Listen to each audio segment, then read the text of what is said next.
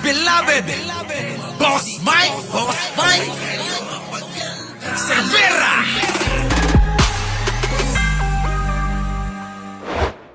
Nagbabalita ho. Itong ating kaibigan, Sangkay! Mga sangkay, may bago na namang issue ngayon yung mga DDS laban po sa presidente ng Pilipinas. Pero ito lang magiging reaction ko. Kagaya po nito. Na? Yan po, di ba? Bagong issue na naman nila yan, mga sangkay. Oh. At bago na naman po nilang pinapakalat ngayon sa social Oh. media. Pero ito lamang, isang bagay lamang ang masasabi ko sa kanila.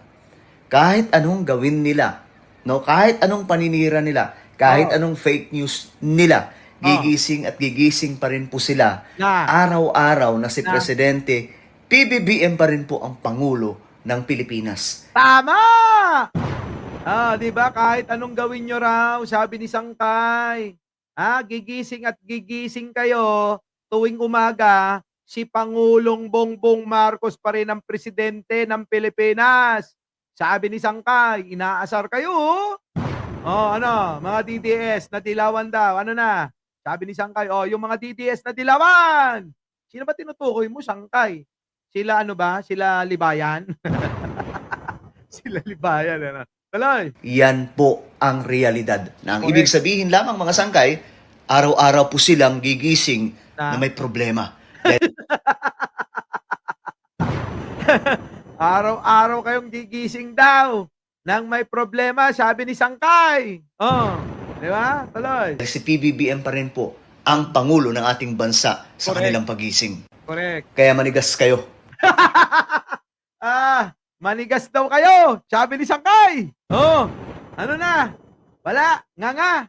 Yan ang sinasabi ko sa inyo. Hindi nyo kakayanin. Hindi nyo kakayanin ang mga katotohanan. Dahil hindi papanig, hindi sasang-ayon sa inyo. Ang katotohanan. Bakit? Puro kasinungalingan kayo eh. Paano yon? Parang ito, mga kababayan. Sino? Si Manang Aimee, nagsagawa ng ano? Ito. Mainis kayo rito? Mainis kayo? Mainis kayo, mga kababayan? Mainis kayo rito?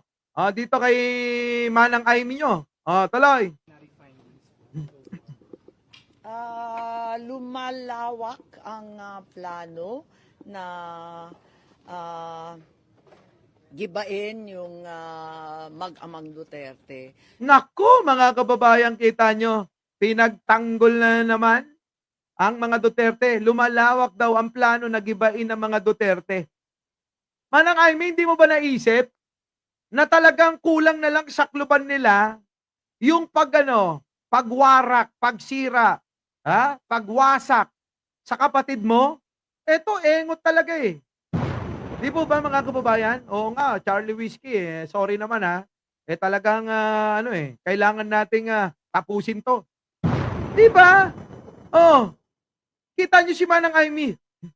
Todo tanggol sa mga Duterte. Pero kay Pangulong Bongbong Marcos nung niyuyurakan ang kanilang pamilya kung saan siya nakapaloob, nakasiper ang bunganga niya. Pero mga kababayan, ngayon na naiipit ang mga Duterte dahil sa kanila mismong kagagawan, huwag niyong sabihin na walang ginawang kasalanan si Digong. Di po ba? Yun muna sagutin ninyo. May ginawa bang kasalanan si Digong kaya napunta ng dahig?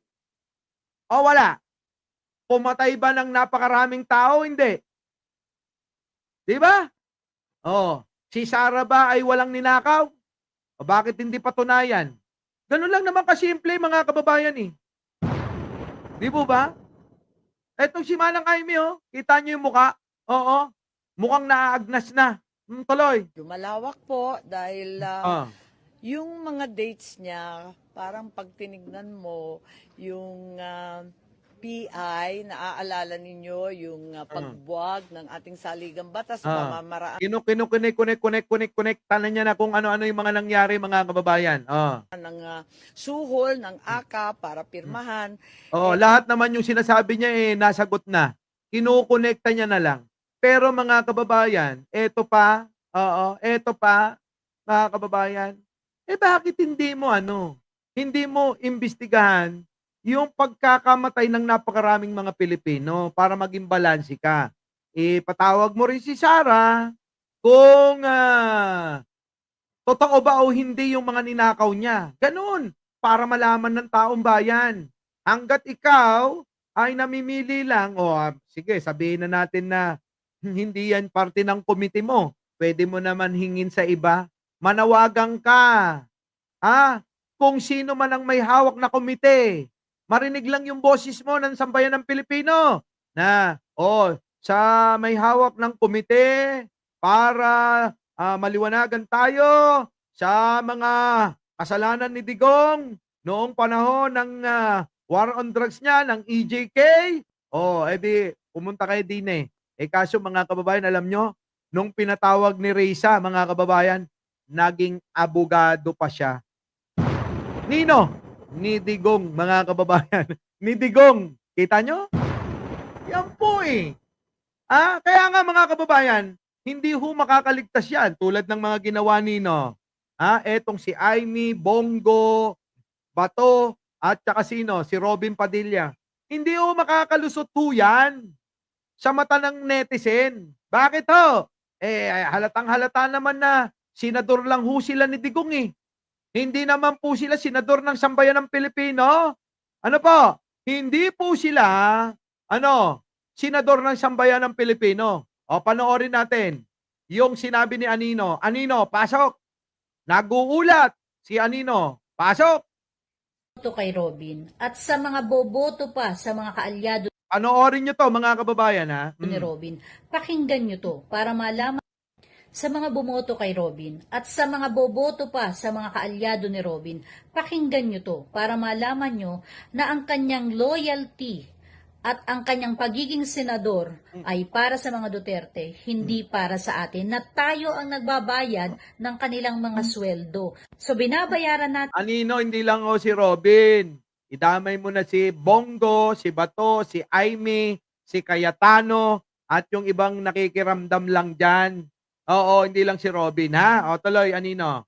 si Robin Padilla Ah. para maging senador ng mga Duterte, hindi para maging senador ng taong bayan. Pakinggan niyo po ito. Pinupuwersa kami lahat ng mga supporter ni Digong na i-contempt po kayo.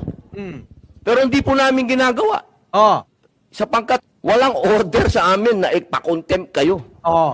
Kung galing lang to kay PRRD o galing kay BP na pakontempt tayo, kukontempt kita, boss. Kita nyo, mga kababayan, yung salita niya.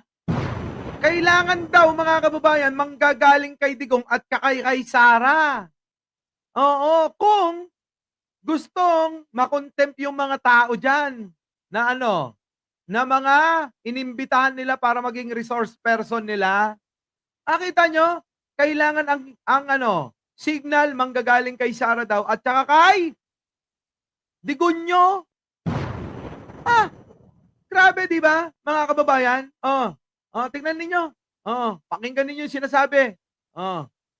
Bayan. Pakinggan niyo po ito. Pinupuwersa kami lahat ng mga supporter ni Digong na i-contempt po kayo. Pero hindi po namin ginagawa. Sapagkat walang order sa amin na ipakontempt kayo. Kung galing lang to kay PRRD o galing kay BP na pakontempt tayo, kukontempt kita, boss. Kita mo, iko-contempt kita, boss. Pag galing kay PRRD tsaka kay BP Sara. Kung galing lang to kay PRRD o galing kay BP na pakontempt tayo, kukontempt kita, boss. Baka ako pa magsabi na ako hahatak sa'yo. Pero hindi ko ginagawa, boss. Kasi walang order sa amin na gawin sa inyo yan. Kita nyo, mga kababayan? Hindi siya makapagdesisyon ng sarili niya. Wala ho siyang sariling desisyon. Wala ho siyang sarili na na pananaw. Wala ho siyang sarili prinsipyo. Lahat, mga kababayan, inaasa kay Digong at kay Sara Duterte. Kita nyo, mga kababayan? Yan ho yung binoto ninyo. So inamin mo na Robin Hood Padilla Ano na nino? naging senador ka, hindi para sa Pilipinas, hindi Correct. para sa mga Pilipino, Oo. kundi para kay Sara Duterte Oo. at kay Digong. Nako. So ang sinasabi mo, susundin mo ang order nila.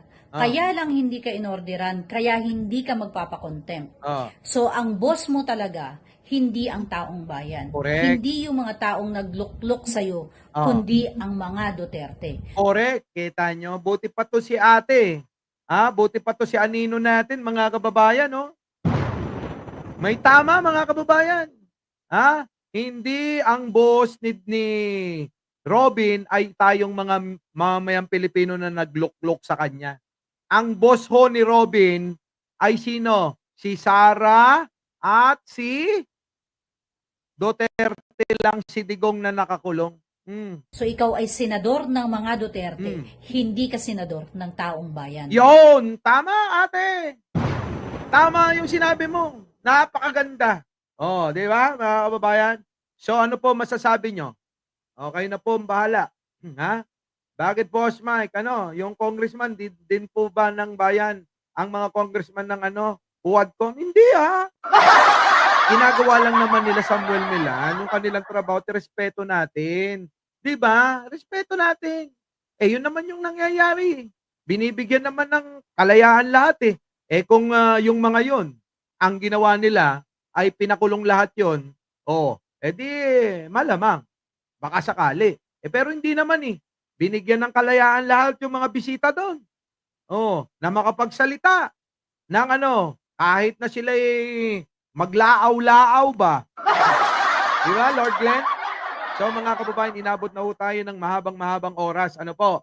So, mga kababayan, magkita-kita po tayo at sa mga hindi po nakapanood ng ating mga napaka-importanting mga live, ay ipinapa-replay ko po yan. Ano po? So, hanggang dito na lang, mga kababayan. Opo, oo. Ayan, kiss nyo si ate, sabi ni Charlie Whiskey. Opo, at kita-kita po tayo mamaya. Mike Cervera po, ang inyong lingkod. Laging nagsasabing mahalin natin ang ating kapwa. Pagdasal po natin lagi ang ating bansa. Sa mga team replay, paki-comment na lang po dyan yung inyong masasabi at binabasa ko pong lahat yan. Muli, ako po, Mike Cervera po. Laging nagsasabing mahalin natin ang ating kapwa. Pagdasal po natin lagi ang ating bansa. Magandang umaga, magandang hapon at magandang gabi. Sa mandako ng mundo, naroon kayo, syempre, magandang buhay na rin para sa ating lahat. Maraming salamat po! Our beloved Boss Mike Cervera.